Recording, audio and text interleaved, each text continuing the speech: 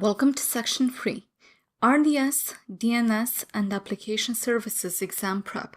In this section, we will have an RDS recap, supporting databases, backups, read replicas, and multi-AZ. We'll look at Route 53 with DNS, routing types, and how to configure them, SQS, SNS, and SWF recap, a CloudFormation recap, an Elastic Beanstalk recap, exam tips, as well as summary and quiz. RDS recap, supported databases, backups, read replicas, multi-AZ. We will focus on RDS with the main functionality that it provides, as well as the other databases that AWS provide for us, such as DynamoDB, Redshift, and Elasticache. Amazon RDS is a managed relational database in the cloud.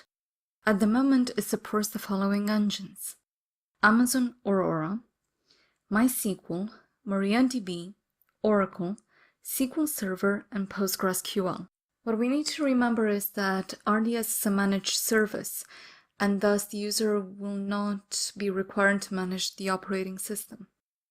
With RDS, you will have no access provided to the underlying operating system of your database. But you can provision or resize resources. For example, you can resize the storage or the compute for your particular instance on demand. You will be provided with an endpoint, which you can connect to using standard DB connection tools or libraries from your favorite programming languages. RDS uses EBS volumes for database and log storage. There are three types of storage.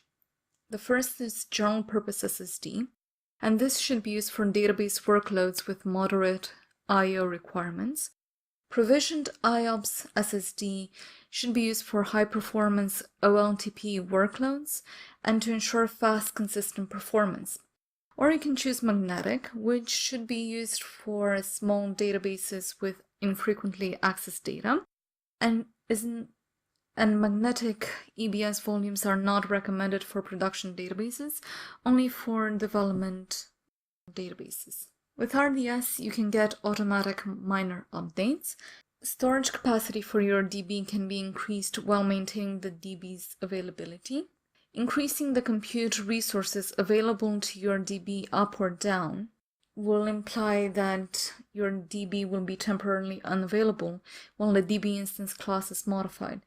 For example, if you want to ensure that your DB has a lot more compute power, for example, you want more cores, you can move from, let's say, a T2 to a different type of database, for example, an R3.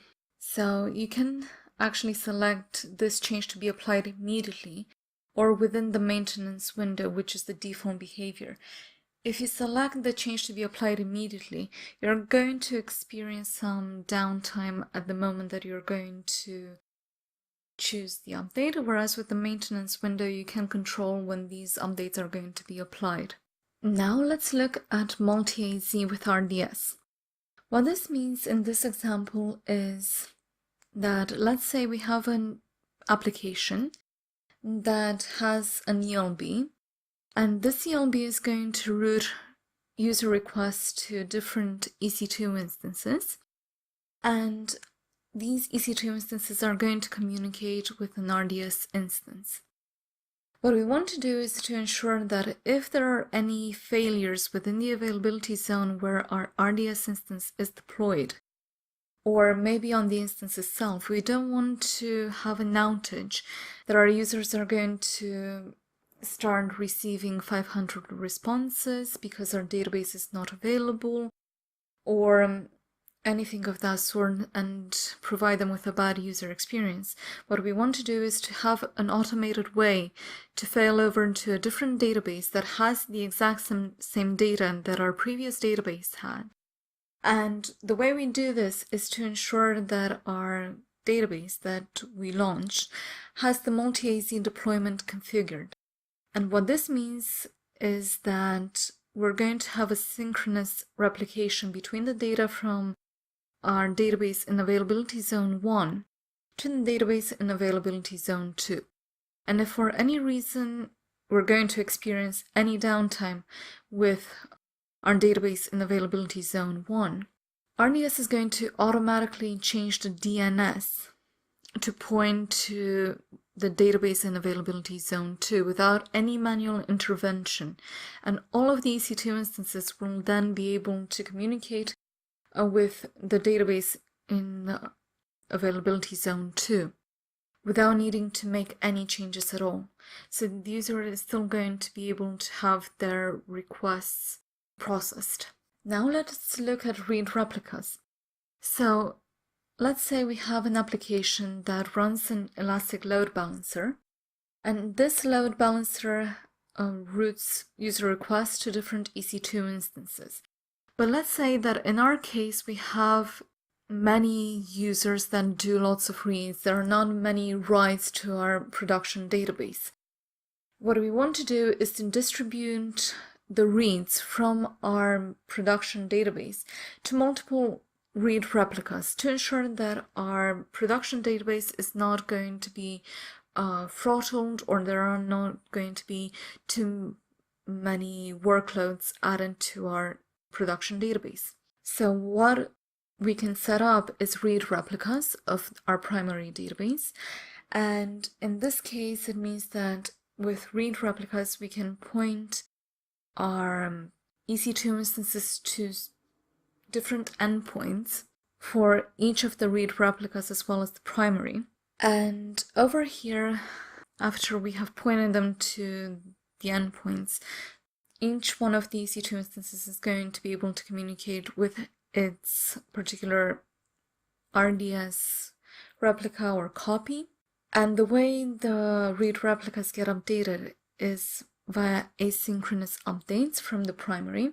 So there could be a lag involved between transferring or updating any data from the primary to any of the read replicas that we create out of the primary.